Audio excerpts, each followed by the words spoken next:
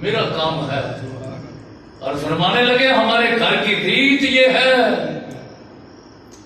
ہمارے گھر کا معمول یہ ہے، روٹین یہ ہے کہ جو آ کر ہمارے قدموں میں گر جاتا ہے اس کو ہم قدموں سے اٹھا کر سینے سے لگا لیتے ہیں. حضرت حور رضی اللہ تعالیٰ آپ امام علی مقام امام حسین رضی اللہ عنہ کی بارگاہ میں حاضر ہو کر عرض کرتے ہیں حضور آپ مجھے اجازت ہے مجھے کہ میں یزیدیوں کا مقابلہ کروں.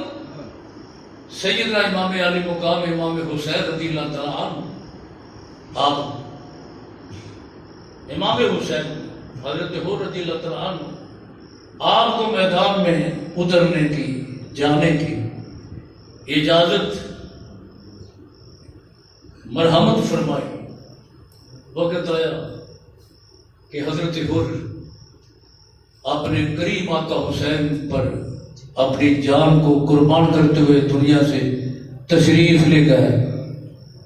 روح قصر انصری سے پرواز کر گئی. ذرا برکت کے لیے سن لو. امام علی مقام امام حسین کے بھتیجے حضرت قاسم جوان تھے. عرض کرتے ہیں چچا حضور مجھے اجازت ہے کیا میں جاؤں؟ بیٹا تیرے جانے سے بات نہیں پڑے گی. یہ یزیدی کتے حسین کے خون کے پیاسے ہیں، یہ میرے خون کے پیاسے ہیں، یہ میرے خون سے ہولی کھیلنا چاہتے ہیں، یہ میرے لہو سے دیوالی منانا چاہتے ہیں. تیرے جانے سے بات نہیں بنے گی مگر قربان جائے وفادار بھتیجے پر. امام حسین نے اپنے بھتیجے کا کیسا حق ادا کیا اور بھتیجے نے بھی اپنے باپ کا کیسا اور اپنے چچا کا کیسا حق ادا کیا.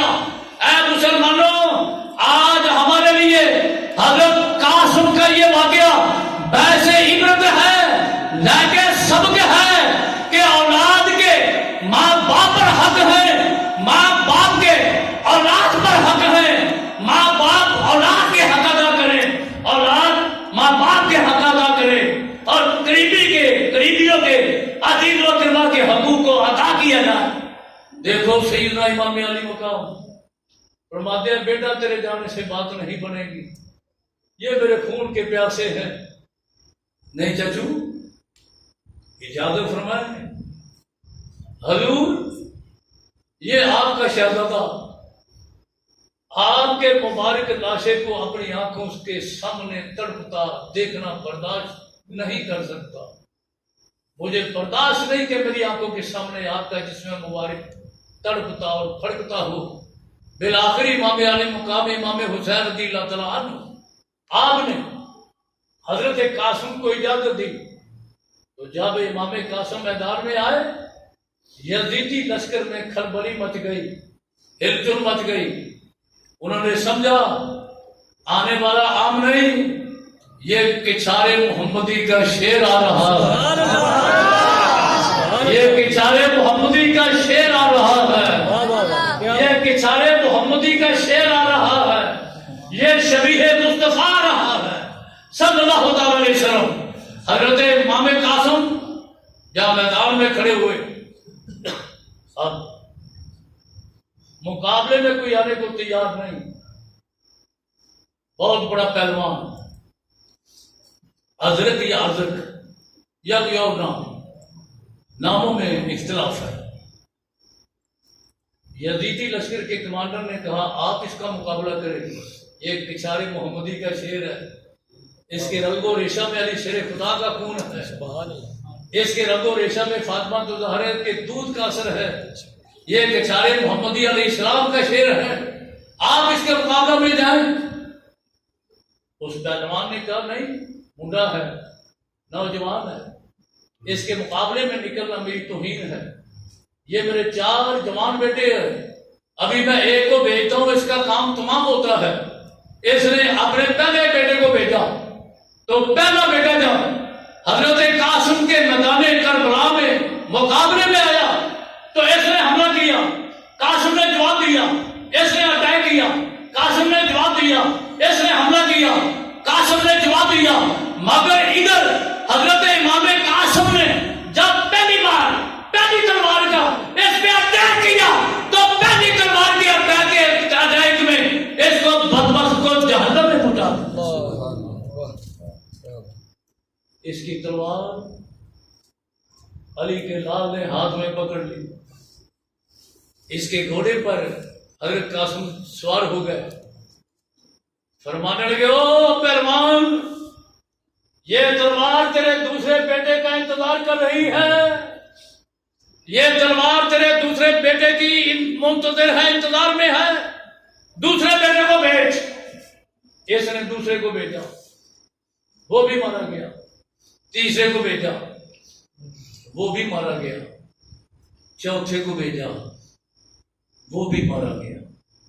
اب جب پہلوان نے دیکھا کہ چاروں جوان بیٹے مر گئے، جہنم پہنچے، حواس اڑ گیا کافر کے، مبہوت ہو گیا بے ایمان، حواس باختہ ہو گیا، جہاد منہ سے پانی منہ سے نکلنے لگا، گالیاں بکتا ہوا میدان کربلا میں حضرت قاسم کے سامنے آیا اور گالیاں دیتا ہوا حضرت قاسم کو کہتا ہے منڈے تجھے پتہ نہیں کہ تو نے کس کے بیٹوں کو قتل کیا، اب اپنا سنبھالا کر۔ حضرت قاسم نے جواب دیتے ہوئے کہا اوے بدبخت، اپنی زبان کو بند کر، گالیاں دینا بند کر، میں تیری گالی کے جواب میں گالی نہیں دوں گا۔ کیوں؟ اس لیے کہ گالی کے جواب میں گالی دینا یہ ہمارے گھر کا معمول نہیں، یہ ہمارے گھر کا طریقہ نہیں، یہ ہمارے گھر کی روٹین نہیں، یہ ہمارے گھر کی ریت نہیں، گالی نہیں دوں گا۔ جب قریب آیا نا، سنیے حضرات، آپ میں سے کئی حضرات نے گدے گدیاں پٹھوں کے لیے ریڑیوں کے لیے رکھے ہوں گے نا، رکھے ہوں گے، ان پر تنگ کستے ہو، تنگ ہی کہتے ہیں نا جو اوپر آ کے کستے ہیں، تنگ جانتے ہو نا مڈے ہو، جو گھوڑی پر یا گدی پر کھوتی پر کسی جاتی ہے اسے کیا کہتے ہیں؟ تنگ۔ جب یہ گالیاں بکتا ہوا بکواس کرتا ہوا حضرت قاسم کے قریب آیا نا، اے حسین کے بھتیجے تیری عظمت کو سلام کہتا، سبحان اللہ، سبحان اللہ، اے امام قاسم تیری سیاست کو سلام کہتا ہوں، سبحان اللہ، اے امام قاسم تیری فراست کو سلام کہتا ہوں، سبحان اللہ۔ یہ بک بک کرتا گالیاں دیتا جب سامنے آیا، حضرت قاسم نے فرمایا اچھا تو کہتا ہے کہ میں اتنے پہلوانوں کا اکیلا مقابلہ کرتا ہوں، خاک پڑے تیری پہلوانی پر، اور جہنم میں جائے تیری پہلوانی، اور تو کیسا پہلوان ہے، تجھے تو ابھی تک گھوڑے کی تنگ کسری نہیں آئی۔ بات سمجھائیے نا، امام قاسم نے کیا کہا کہ خاک پڑے تیری پہلوانی پر، خاک پڑے تیری بہادری پر، تجھے تو ابھی تک اپنے گھوڑے کی تنگ کسری نہیں آئی۔ جب حضرت قاسم نے یہ کہا نا تو اس نے نیچے ہو کر، ادھر امام قاسم یہ کہتے آگے بڑھ رہے ہیں کہ تجھے تو آج روز تک گھوڑے کی تنگ کسری نہیں آئی، آگے بڑھ رہے کہتے۔ جب امام قاسم نے یہ کہا نا تو اس نے اپنی گردن نیچے کر کے تنگ کو دیکھا تو حیدر کرار کے لال نے تلوار مار کے ساتم سے جدا کر دیا، فرمایا تو شیطان کی لومڑی اور یہ خدا کا شیر ہے، تو قاسم سے لڑ سکے، تو قاسم سے لڑ سکے، تیری اگر کیا پھیر ہے، اور تو شیطان کی لومڑی، قاسم خدا کا شیر ہے۔ اللہ اکبر۔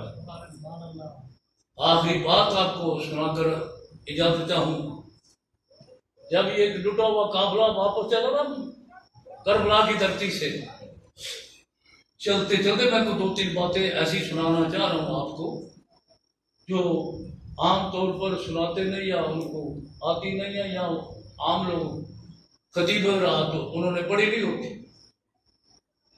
جب واپس چلنا یہ قافلہ لٹا ہوا صبح مدینہ، راستے میں ایک ریت کا ٹیلا آیا، ٹیلا سمجھو ٹبا، ریت کا ٹبا، امام حسین رضی اللہ تعالیٰ عنہ کی بیٹی حضرت ام کلثوم رضی اللہ تعالیٰ عنہ، آپ نے حضرت سیدہ زینب، امام حسین تو شہید ہو گئے تھے نا، امام حسین کی بہن ہمشیرہ زینب جو قافلے کے ساتھ لٹے ہوئے قافلے کے ساتھ واپس آ رہے تھے، حضرت سیدہ زینب کو حضرت ام کلثوم نے کہا کہ پھپھو جاؤ، ہم نے قرآن میں پڑھا سنا کہ جناب صالح علیہ السلام اللہ کے پیغمبر کی اونٹنی تھی، پڑھا نا آپ نے سنا ہے، قوم نے اونٹنی کے پاؤں کاٹ دیے، اس اونٹنی کی ایک بچی تھی، اس بچی نے جب دیکھا کہ قوم نے میری ماں کے پاؤں کاٹ دیے ہیں تو وہ اونٹنی کی بچی ایک پہاڑ کی چوٹی پر چڑھی اور پہاڑ کی چوٹی پر چڑھ کر روتے ہوئے اونٹنی کی بچی نے سارا آسمان کی طرف اٹھایا اور بددعا کی کہ یا اللہ اس کام کو تباہ و برباد کر دے۔ اللہ کی ذات پاک نے کام کو تباہ و برباد کر دیا۔ حضرت امام علی مقام امام حسین رضی اللہ عنہ کی بیٹی حضرت ام کلثوم نے جب ریت کے ٹبے اور ٹینے کو دیکھا تو اپنی پھپھو امام حسین کی ہمشیرہ حضرت زینب کو کہنے لگی کہ پھپھو جان، ہم نے قرآن میں سنا اور پڑھا کہ صالح علیہ السلام کی اونٹنی کو قوم نے جب ذبح کیا، پاؤں کاٹے، تو اونٹنی کی بچی نے پہاڑ پر چڑھ کر بددعا کی، قوم کو اللہ نے تباہ و برباد کر دیا۔ تو بچی کہنے لگی کہ پھپھو جان، وہ حضرت صالح علیہ السلام کی قوم میں اونٹنی کی بچی تھی، وہ اونٹنی کی بچی تھی اور میں حسین کی بچی ہوں۔ اس بچی نے، اونٹنی کی بچی نے اس کام کے لیے بددعا کی تو قوم تباہ و برباد ہو گئی۔ میں حسین کی بچی ہوں تو میں بھی چاہتی ہوں کہ اس قوم کے لیے بددعا کر کے ان کو تباہ و برباد کر دوں، مگر سیدہ زینب نے کیا جواب دیا؟ بیٹی نہیں، وہ صالح علیہ السلام کی قوم تھی، یہ میرے نانا محمد مصطفیٰ کی قوم ہے، وہ صالح علیہ السلام کی امت تھی، یہ میرے نانا مصطفیٰ کی امت ہے۔ میرے نانا مصطفیٰ کریم علیہ السلام کا کسی کے لیے بد دعا کرنا آپ کی عادت مبارکہ نہیں۔ تو گویا یہ حسین کا گھر کیسا گھر ہے؟ صابروں کا گھر، شاکروں کا گھر، نمازیوں کا گھر، پرہیزگاروں کا گھر، عالموں کا گھر، زاہدوں کا گھر، ساجدوں کا گھر، نیکوں کا گھر۔ خدا ذوالجلال کے حضور دعا ہے کہ مالک اپنے فضل سے ہمیں اس گھر کے افراد کے نقش قدم پہ چلنے کی توفیق عطا فرمائے۔ وآخر دعوانا ان الحمدللہ رب العالمین۔